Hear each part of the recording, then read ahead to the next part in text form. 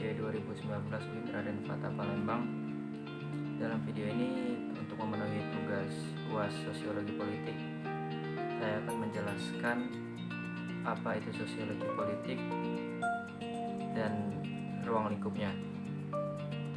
Dan yang kedua, saya akan menjelaskan tentang partisipasi politik dan studi kasus mengenai pilkada serentak, analisis pilkada serentak yang dilakukan di Sumatera Selatan tahun 2020.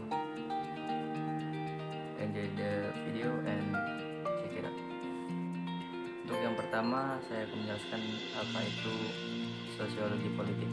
Sosiologi politik merupakan ilmu yang mempelajari tentang masyarakat yang mana di dalamnya terdapat proses dan pola interaksi sosial dalam hubungan dengan politik. Masyarakat menuntut individu untuk melakukan kegiatan politik berdasarkan norma, etika, adat istiadat, dan hukum yang berlaku di masyarakat. Selanjutnya saya akan memaparkan tentang ruang lingkup sosiologi politik. Adapun ruang lingkup sosiologi politik itu terbagi menjadi dua, yaitu sebagai sosiologi politik sebagai studi tentang negara dan juga sebagai studi tentang masyarakat. Kajian dalam sosiologi politik yang pertama adalah spesifik dalam negara, khususnya dalam tanggapan masyarakat yang ada di dalamnya, serta kebijakan yang mesti diambil untuk melangsungkan dan menyejahterakan rakyat.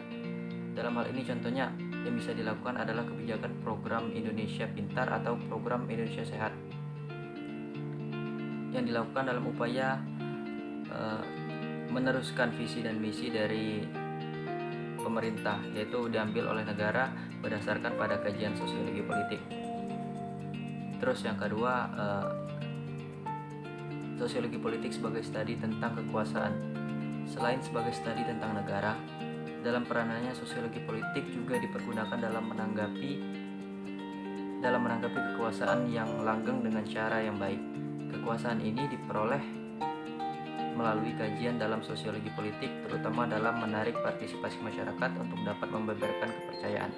Contohnya yang bisa diberikan misalnya saja adalah saat kampanye politik yang banyak membutuhkan peran serta masyarakat Indonesia agar memperoleh dukungan dari masyarakat kepada pemerintah. Selanjutnya saya akan menjelaskan tentang partisipasi politik. Partisipasi politik berarti keikutsertaan dalam konteks politik. Hal ini mengacu pada keikutsertaan warga dalam proses pemilihan ataupun proses politikan. Keikutsertaan warga dalam proses politik tidak hanya berarti warga mendukung keputusan atau kebijakan yang digariskan atau diciptakan oleh pemerintah. Karena kalau ini yang terjadi, maka istilah yang tepat adalah mobilisasi politik. Partisipasi politik adalah keterlibatan warga dalam segala tahapan kebijakan, mulai dari sejak pembuatan keputusan sampai dengan penilaian keputusan, termasuk juga peluang untuk ikut serta dalam pelaksanaan keputusan. Konsep partisipasi politik ini menjadi sangat penting dalam arus pemikiran deliberatif demokrasi atau demokrasi musyawarah. Pemikiran demokrasi musyawarah muncul antara lain terdorong oleh tinggi tingkatnya apatisme politik di barat yang terlihat dengan rendahnya tingkat pemilih. Besar kelompok yang tidak puas atau tidak merasa perlu terlibat dalam proses politik perwakilan mengkhawatirkan banyak pemikir barat yang lalu datang dengan konsep deliberatif demokrasi. Khususnya di Indonesia yang saat ini menggunakan kata partisipasi politik lebih sering mengacu pada dukungan yang diberikan warga untuk pelaksanaan keputusan yang dibuat oleh para pemimpin politik dan pemerintah. Misalnya ungkapan pemimpin, "Saya mengharapkan partisipasi masyarakat untuk menghemat BBM dan membatasi penggunaan listrik di rumah masing-masing." Sebaliknya, jarang kita mendengar ungkapan yang menempatkan warga sebagai aktor utama pembuatan keputusan. Dengan melihat derajat partisipasi politik warga dalam proses politik rezim atau pemerintahan bisa dilihat dalam spektrum. Yang pertama adalah rezim otoriter. Warga tidak tahu menahu tentang segala kebijakan dan keputusan politik. Yang kedua adalah rezim patrimonial. Warga diberitahu dengan keputusan politik yang telah dibuat oleh para pemimpin tanpa bisa mempengaruhinya. Yang ketiga adalah rezim partisipatif. Warga bisa memengaruhi keputusan yang dibuat oleh pemerintah. Baik, selanjutnya saya akan menjelaskan analisis artikel yang telah saya buat dalam ujian tengah semester lalu yang berjudul Partisipasi Politik dalam Pilkada Serentak di 7 Kabupaten Provinsi Sumatera Selatan tahun 2020. Oke, baik, dalam artikel ini si penulis menjelaskan ataupun merancang rumusan masalah yang pertama, yaitu apakah pilkada serentak di Sumatera Selatan tahun 2020 menerapkan asas luber-jurdil? Dan yang kedua adalah bagaimana partisipasi masyarakat Sumsel dalam pesta pemilu pilkada 2020 di tengah wabah COVID-19. Untuk yang pertama, penempatan asas luber-jurdil pada pilkada serentak tahun 2020 di Sumatera Selatan. Badan Pengawasan Pemilihan Umum atau Bawaslu menjelaskan bahwa pencegahan adalah salah satu kunci untuk mengurangi pelanggaran. Hal itu disampaikan Ketua Bawaslu Provinsi Sumsel, Iin Irwanto, saat membuka kegiatan bimbingan teknis panduan pengisian Form A dan pengawasan pembentukan PPK, PPS, dan KPPS pada Pilkada Serentak tahun 2020. Iin menjelaskan bahwa langkah-langkah pencegahan yang sudah dilakukan oleh Bawaslu Kabupaten pada tahapan pencalonan ini diantaranya mengirimkan surat himbauan kepada KPU Kabupaten selaku penyelenggara untuk mengikuti tahapan sesuai dengan jadwal yang telah ditetapkan. Selain itu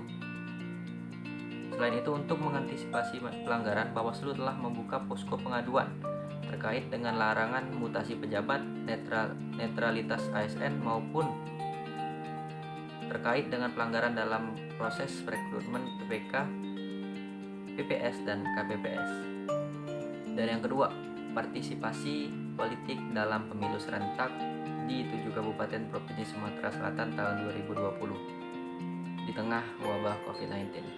Tingkat partisipasi pemilih pada pilkada serentak 5 kabupaten atau 7 kabupaten di Sumatera Selatan melampaui 80%, melebihi target nasional yaitu 77,5%. Untuk partisipasi di Musirawas ada 80%, Pali 80%, Ogan Ilir 81,28%, Oku Selatan 85%, Muratara 80,42%. Itu adalah data yang diberikan oleh Komisioner KPU Sumsel Divisi Sosialisasi, Paramas, dan SDM Amrah Muslimin di Palembang. Sementara terciptanya tingkat partisipasi di atas target nasional menunjukkan bahwa penerapan protokol kesehatan di seluruh tahapan meyakinkan pemilih untuk tidak khawatir datang ke TPS.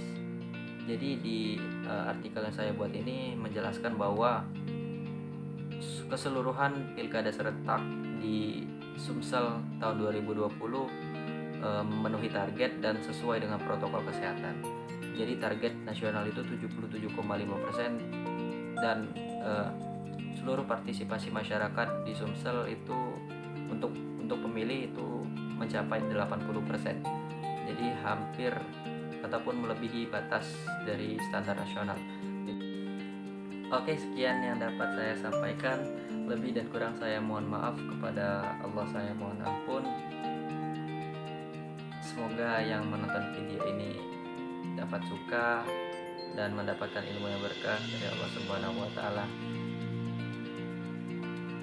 Saya akhiri, wabillahi taufiq wal hidayah. Wassalamualaikum warahmatullahi wabarakatuh. Belajar, dan belajar. Jangan lupa belajar, karena belajar adalah awal dari pembelajaran selanjutnya.